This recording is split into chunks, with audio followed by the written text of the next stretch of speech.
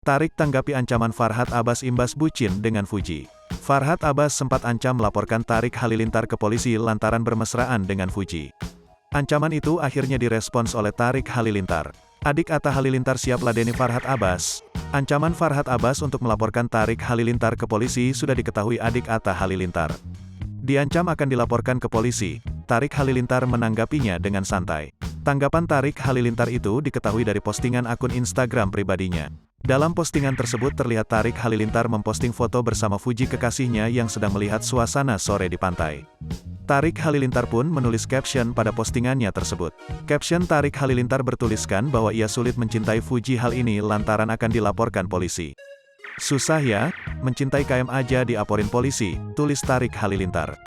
Tak hanya Tarik Halilintar saja yang menanggapi ancaman Farhad Abbas, kekasihnya Fuji juga ikut tanggapi hal tersebut.